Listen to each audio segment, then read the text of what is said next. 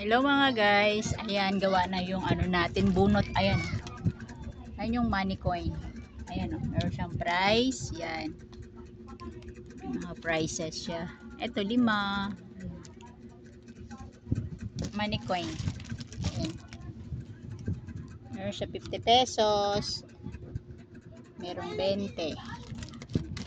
Yan yung isang bunot nating ginawa. And then ito yung isa. May mga toys, ayan. Para yung mga batang bibili, hindi sila bubunot, hindi sila talo. Mayroong mga 50, yan. May 20 pesos. May 5. May 2 piso. Yung mga laruan na may candy. Yan, ito laruan, play money. Pero meron talaga mga totoong mga pera, guys. Dati yan yung ginagawa namin sa Divisoria pag mga titinda pa kami dati nung doon pa kami nagtitinda. Yan yung ginagawa namin, bono toys yan, mga laruan or kaya free niyan payong or malalaking mga laruan, yung mga toys na malaki. Alam mo, bili-bili sa akin yan. Yan, yung mga toys na yan. Punutan. Ito dati ko na stock to. Kasi dati nagsusupply ako sa Divisoria ng mga ng mga bunot-bunot. Yan. At saka ito, mga papers dolls ko, mga plastic ko, ayan dami oh. Yan.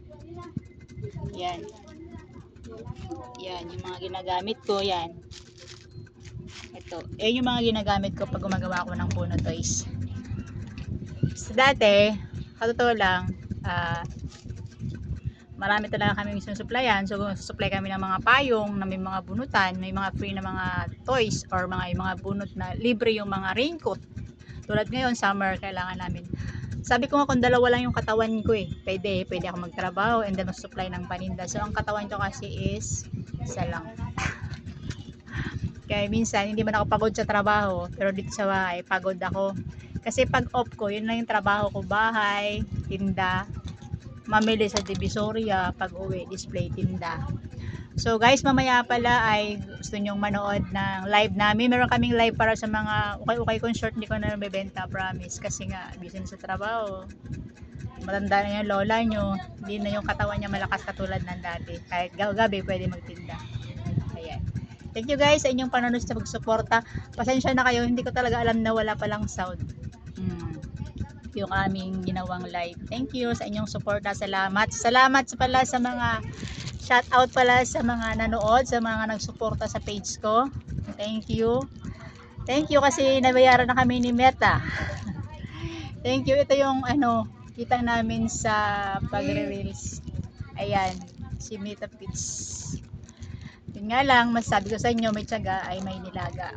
Wag natin titingnan yung mga bagay na sabi nga, wag mong titingnan yung basura sa harapan mo na madami. Ang tingnan mo kung paano lilinis. Siguro nagets mo yung gusto kong sabihin, kaya yun lang. Think positive lang. Pag nanghihina, pwede magpahinga. Pag napapagod, pwede mag-pray or magpahinga ka sa bahay. Pag gusto mo umiyak, iyak mo lang yan. So bukas, pagising mo, go on uli. Bukas, bangon uli.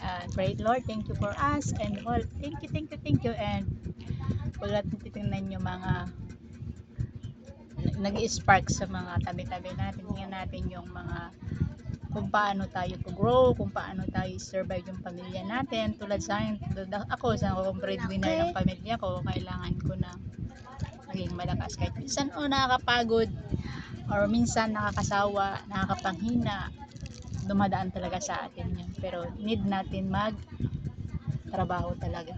Salamat sa lahat. Salamat sa page ko, sa 32k followers ko. Thank you more. Madadagdagan, madaya si Meta, no? Imbes na pag-grow, thank you sa sumusuporta.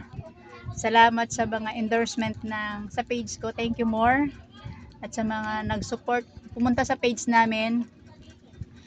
Nilagay ko rin sa page ko yung kung saan kami nagtatrabaho. Punta lang kayo sa Mercado Dental Clinic. Tingnan nyo yung mga mata or anong problema nyo.